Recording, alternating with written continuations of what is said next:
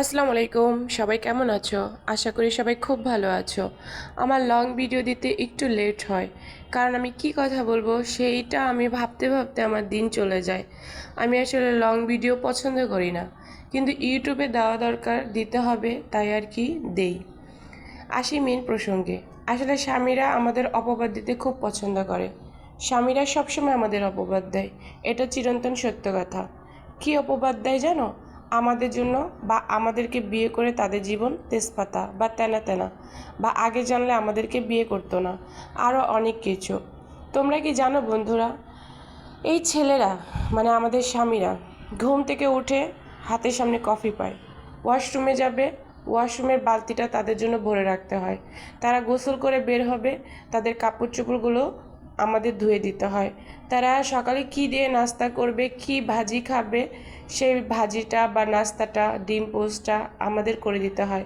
খাওয়ার পরে তারা 1 কাপ চা খাবে, সেটাও আমাদের করে দিতে হয়। তারা অফিসে যাবে, জামা কাপড় পরে সেই জামা কাপড়টা আয়রন করে দিতে হয়। তারপরে হচ্ছে এমন বিভিন্ন কাজ তাদেরকে আমাদের করে দিতে হয়, কিন্তু তারপরও আমাদের দোষ।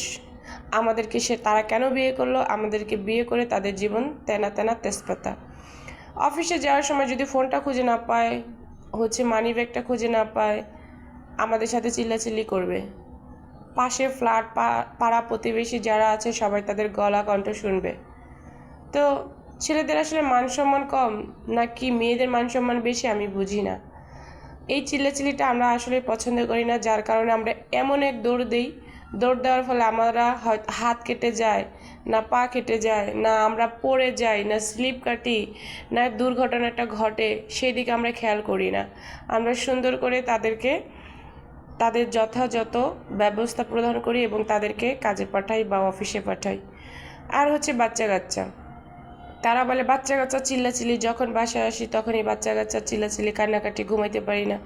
বাচ্চা কাচ্চা কতক্ষণ চিল্লাচিল্লি করে? সব চিল্লাচিল্লি তো মাদের সাথেই করে। মারা সিজার করে বাচ্চাকে যেদিন থেকে বের করে বা তার আগে যে পেটে থাকে, 10 মাস 10 দিন পেটে রাখে, খেতে পারে না, বমি করে, এই পেটটা নিয়ে উঠে বসে, রান্নাবান্না আরও আনুষঙ্গিক অনেক কাজ করে। সম্পূর্ণ কষ্ট তো মায়ের।